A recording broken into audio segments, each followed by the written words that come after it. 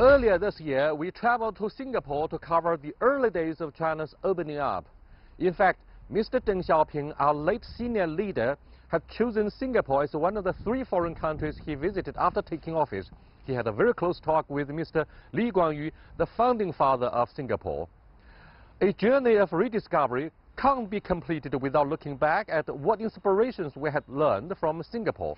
I'm standing in the Suzhou Industrial Park, a highlight of China's success story when we review the 40th anniversary of China's opening up and reform.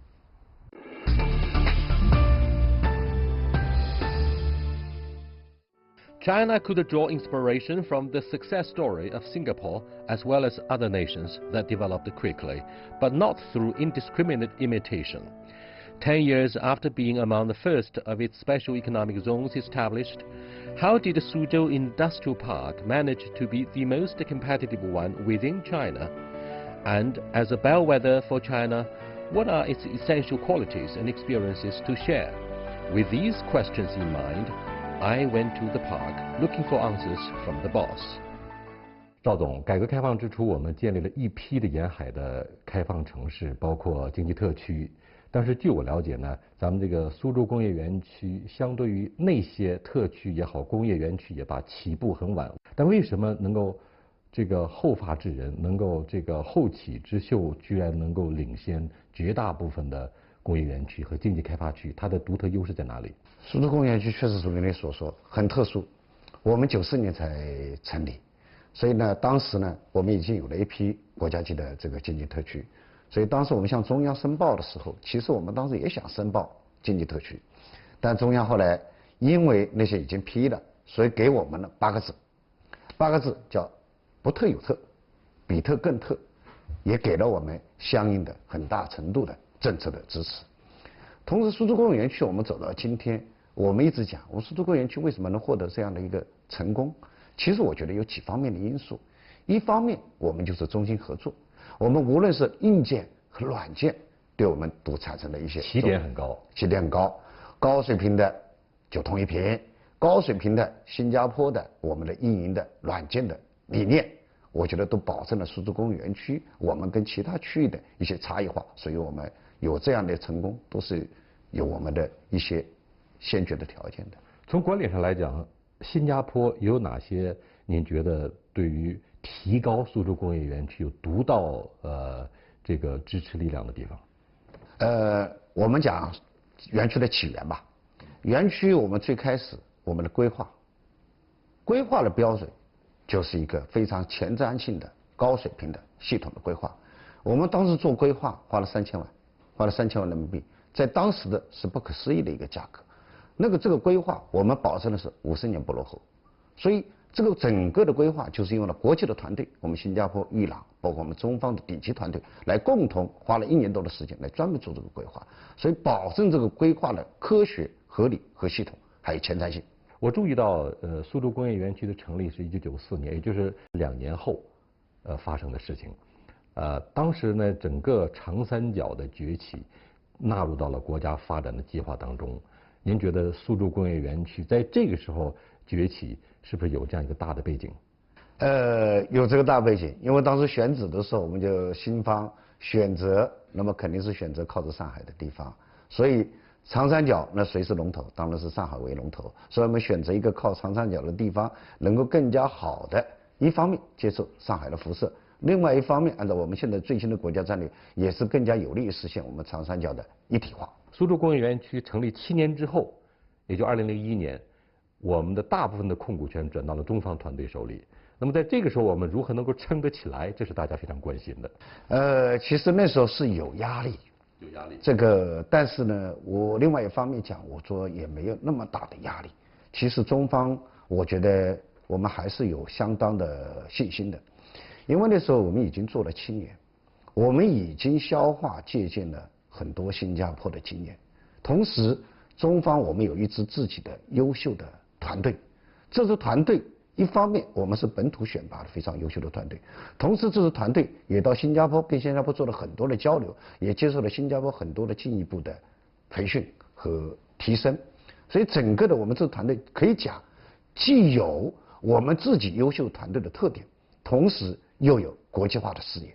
所以自治团队我们当时虽然有压力，但是我觉得我们当时其实更多的我们也拥有自己的信心，所以我们觉得当时能够把苏州工业园区干好。我们当时一直讲的，我们从师傅那里学了东西，最终我们应该要超越师傅。所以后来包括李显龙对我们也评价啊，包括李光耀执政也对我们评价，我们讲我们青出于蓝，青出于蓝而胜于蓝啊，胜于蓝。所以那时候包括李显龙也讲说，15年苏州工业园区的发展远远超过了他们当时的计划和梦想。所以回想这些过程，其实我们还是比较自豪的。新加坡虽然贵为一个国家，但实际上如果把狮城和苏州比作是狄更斯笔下的双城记啊 ，Tale of Two Cities 也不为过啊。也不为过，因为新加坡就是一个城市国家。对，它就是 city state， 是一个城市的国家。苏州工业园区汇聚了一批的这个电子信息和机械制造为代表的高新技术企业。但是大家都知道，中国早期的工业化实际上是劳动密集型、低附加值的资本密集型的。但是到了今天，我们要清洁能源，要环境友好型的，还要这个科技含量很高的一个技术含量很高的这样的一个转型，不仅是企业、中小企业、家族企业的转型，同时也还是一个现代工业或者是以大数据、云计算为基础的一个4.0的工业化。那么在这方面，苏州工业园区有没有它的战略考虑和设计？其实中方我们在或者说苏州工业园区吧，我们最早的时候是以引进为主，我们引进世界500强企业。但是到了我们2004年开始，其实我们就有我们自己的产业的新的发展定位和规划。比如说刚刚你讲的生物医药啊、纳米、云计算，包括前几年我们提出来人工智能，这些东西都是我们重点要发展和打造的产业。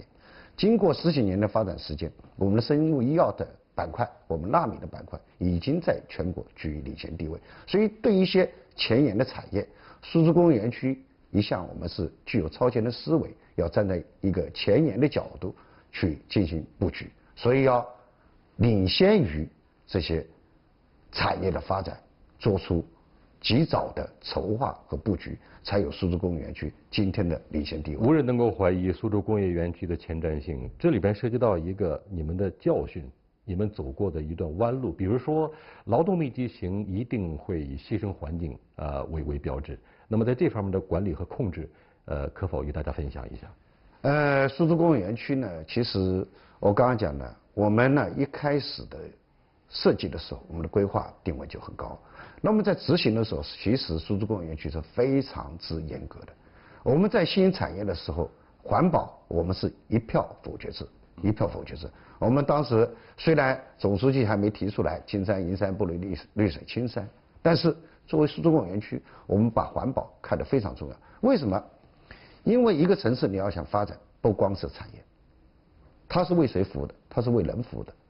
一业首先要做到什么？宜居。新加坡的成功，它有一个要素，我们刚刚讲的，它是一个花园城市。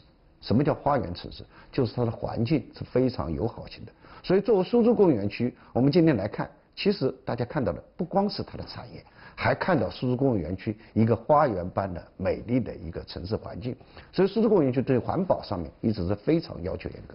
我们比如讲，我们苏州工业园区，我们每万元的 GDP， 我们的煤的投入就是0.25吨，所以这个是达到国际先进水平的。所以环境友好是苏州工业园区重点关注的一个地方。那么我们也通过了国家 ISO 14000的认证，我们也成为全国的这个一个生态环保的园区的示范区。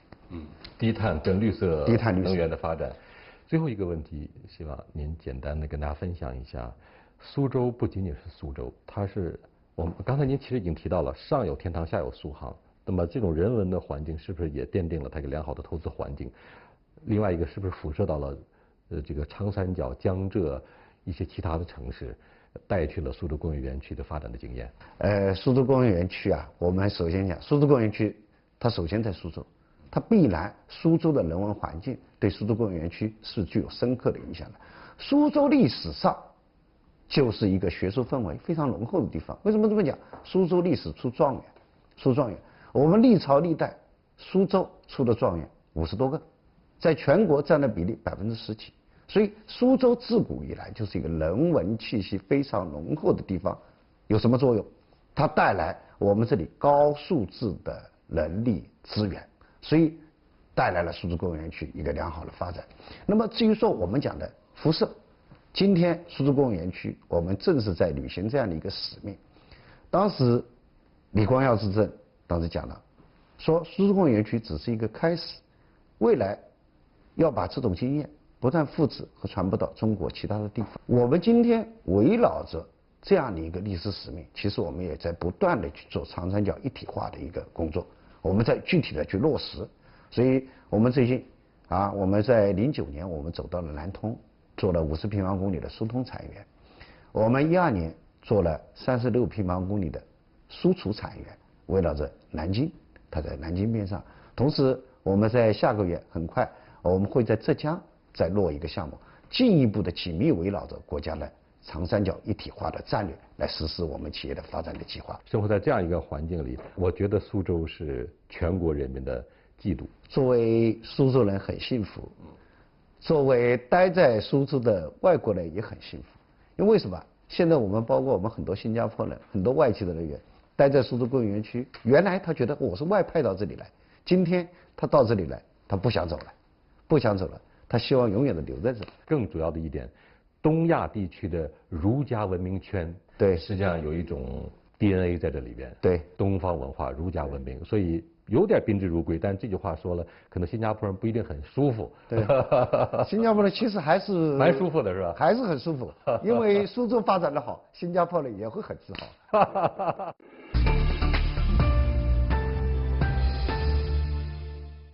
From the very beginning of the park's establishment, foreign capital has always been an important factor.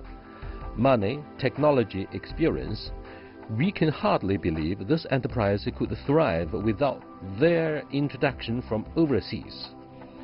However, with the increasing competitiveness of Chinese companies, international brands no longer enjoy an unrivaled position in China's market. In addition, the uncertainty and the complexity of the global dynamic have brought new challenges. What was the circumstance under which you decided to be part of the industrial park in Suzhou, and how much have you benefited from being part of this asset between Singapore and China? So when we assessed the situation back in 1999, we look at SIP is the right location for a company to come in. The primary reason is it was a joint venture between Singapore and China government. And both governments demonstrate the commitment to develop an industrial park that is world-class. What were the preferential policies in those days that helped you establish the company and started to benefit from the dividends of the policies? Well, I think the key example is I think they got some tax benefit to encourage the enterprise to come here. And for first 3 years, as long as you can have a profit, and they actually not necessarily ask you to pay the profit tax. I think that they give us a zone or time zone that allow to the business to continue to invest and grow the company. Today, people are still debating and discussing which is more important, the government or the market. Now, tell us your story. The market that we are in is we're providing manufacturing service to a lot of the customer to help them to push the boundary of the innovation. And the government play a key role in this aspect. And how it's different, the way we look at it is the government has their local policy, but they also have a team that is established here. It's a CSSD, right? It's China, Singapore, Suzhou Development Group. They actually act as a liaison to help us to bring our information, our knowledge, and develop the market and leverage the system or policy within the China. In Singapore, we see the success of rule of law under a very typical liberal market economy, but in China, we have a different set of institutions. Now, when it comes to the business of your company here, which side do you think you would take or respect more? We can always find a way to comply to both systems. I think that's how a company has been able to do it. You're correct. I think the local government, China, has their specific policy, but our company can always find ways to comply to it. And we don't see there's any major conflict, to be honest. I think these days the system in China is well established and is open. And it's not necessary that we don't know what we need to do, right? It's a question is how we can transform ourselves to comply and be able to meet our market expectation. Given the trade war that is flaring up between the United States and China, the two biggest economies, so we are at the center of a storm. Now, is it difficult for you to position your company in this very interesting period of history? We're closely monitoring the situation right now and working very actively with our customer. But it might as well just an opportunity for us. I mean, in a Chinese word, right, 危机, opportunity is always come with the challenging situation. And we look at that is a situation now that we might just push us to go beyond our comfort zone and push our boundary, and could be just another opportunity for us to transform ourselves. Suzhou is a very unique city that boasts of a different history. Do you think your location here has benefited a lot from the local culture? Celestica is a Canadian company, okay? So I think the background culture from Canada is always diversified. I think everyone is well accepted with different culture. And with that, so when we set up the factory in Suzhou, it works very well, right? We're willing to accept the culture, and we're working not only just the local customer, but overseas customer as well. And actually this brings how we can fit into the China, but supporting the global market very effectively. Let me go back to the issue of the trade disputes between the United States and China. President Donald Trump puts America first, and he replaced NAFTA with a new agreement between Canada, the United States, and Mexico. And the core part of this new agreement is the poison pill, meaning China is not necessarily a market-oriented economy, and therefore, when you do business in China, you have to be very careful. You have to report to the United States. You have to face the legal risks. I know you guys are not interested in politics, but this new agreement, a brand new one that replaced the NAFTA, might mean a lot for the future of your Celestica, right? If you're just looking at Celestica perspective, it might not necessarily be impacted by that so-called poison pill at the moment, because again, we are providing manufacturing service all over the world, not necessarily just North America. So I think we feel comfortable that yes, it's going to have maybe some short-term changes, but again, we look at that as an opportunity to force ourselves to go beyond what we are doing today. Despite all the volatility of the world market, and especially the strained relationship between Washington and Beijing, how important is China for your business? Well, I think a simple word is China is the second biggest economy bodies in the world now, right? If we don't put our presence and be part of this market, I think that's not right from a business perspective. Well, I look at the world itself now is very interconnected now. I don't think any one country can really work by itself, right? It's a whole network. I think that the current trade situation just making some of the network becomes not effectively connected, but I do expect that it will get resolved sooner or later. This year is very special because it's the 40th anniversary of China's opening up and reform. We have benefited a lot from Singapore, of course. It has a lot to do with the entrepreneurship of the Chinese and entrepreneurship of the Canadians and Hong Kong people, and particularly those in southern Jiangsu province. In Chinese, we have Sunan. Sunan economy prospered miraculously in the early days of China's reform. You take a second look at entrepreneurship. What would you tell us? I'll comment in 2 points, right? One is, I think the professional, the people, the resources in China is tremendous, okay? People are starting more educated and can definitely help any companies to come here to expand their business, right? Because the resource here is sufficient. And then the other one, again, I mentioned before, is the market, right? China market is second biggest body. It definitely helps to grow any enterprise if one they start or expand their business.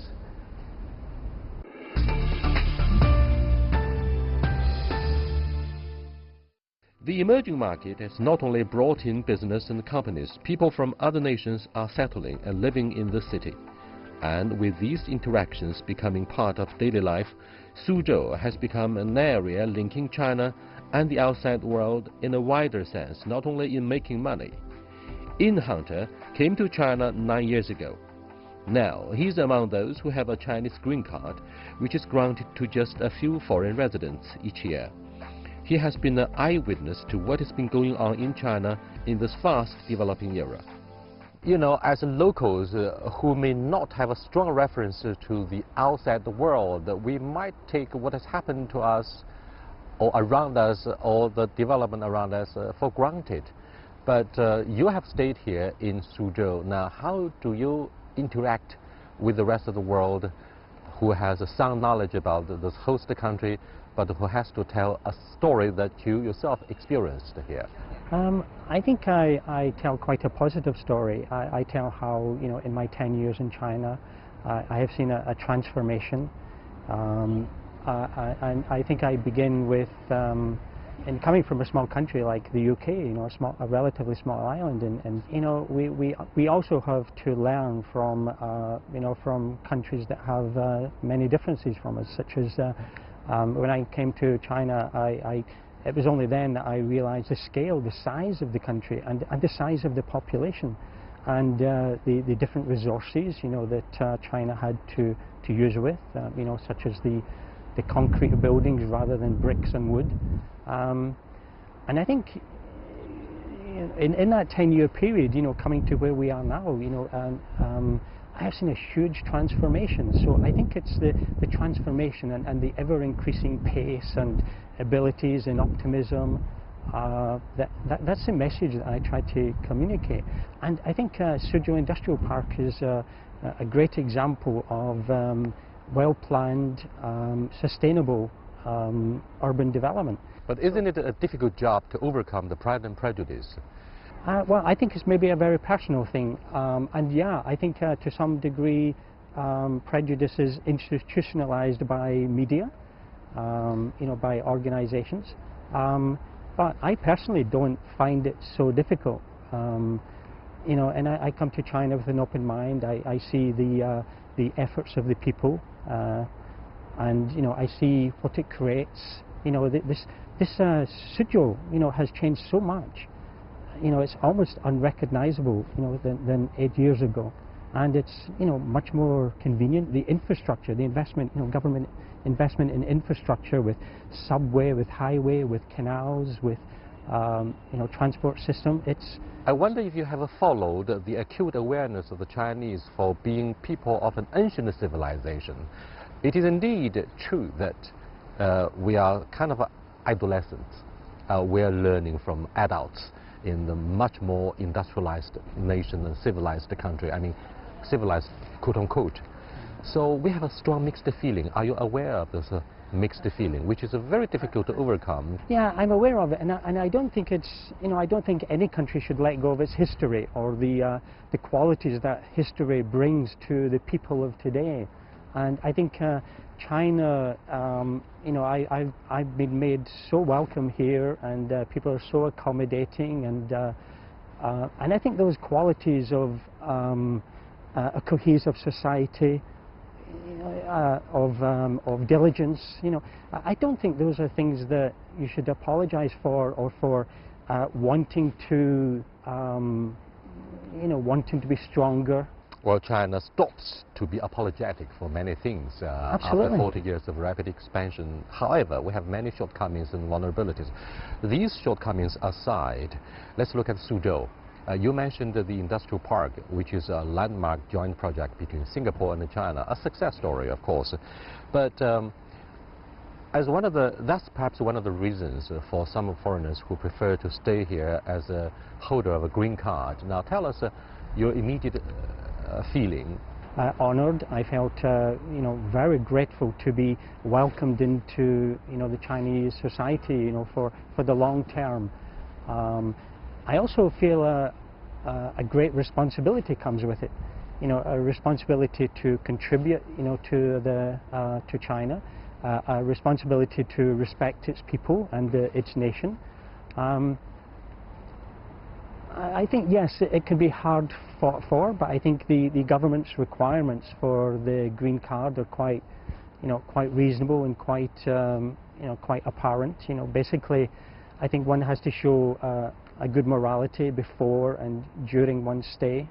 Suzhou wants to be internationalized or to be viewed as very international given the heavy investment that comes from the West and our deep integration with the rest of the world. But what does it take for Suzhou to be a real metropolitan, I mean cosmopolitan, to be international in a way? Well, I guess the very obvious point would be that foreign investors have to feel confident in getting a return for any activities they have here. But I think if what Suzhou or any truly international city requires is a truly international community, and I think that community has to be embedded within the local population. Take America. American cities are built out of many nations coming together with a common dream. London, 250 languages spoken each day. Europe, 28 nations with no hard borders or few hard borders. But I think the real question is, how international does China want its cities to become? And if I use England as an example, England, as it was moving from a manufacturing economy to a service economy, it relied on immigrant workforce and skills to boost the economy. But at the same time, one could argue that it lost the traditional English identity. The society became a bit fragmented. And one could argue again that this eventually led to Brexit. Let's look at what you do here in Suzhou. You're a teacher of English, and what do you think of your students' capability, I mean the language proficiency? Well, I'm quite fortunate in that although I teach first year university students, they're at the top level of the Gaokao. National Entrance Examination, Gaokao. They're mostly science students, medical, nanotechnology, etc. And I think they have certainly sufficient language ability. But for me, the fundamental difference between a classroom dynamic or a classroom purpose in Western countries and China is that it still seems to be very information-led in China, whereas in a Western country it's about a noisy argument and it's about learning to learn rather than learning knowledge. However, a huge transformations going on in guided by the education department of China. Suzhou University, for example, it's got diversifying its platform to online learning, to a new research department. So, and so many teachers are working hard, to help this change. Maybe it's easier to learn the language, but it's difficult to change the way of thinking along with the language learning. But thank you so much for being part of this meaningful dialogue. Thank you, Ian. Thank you very much.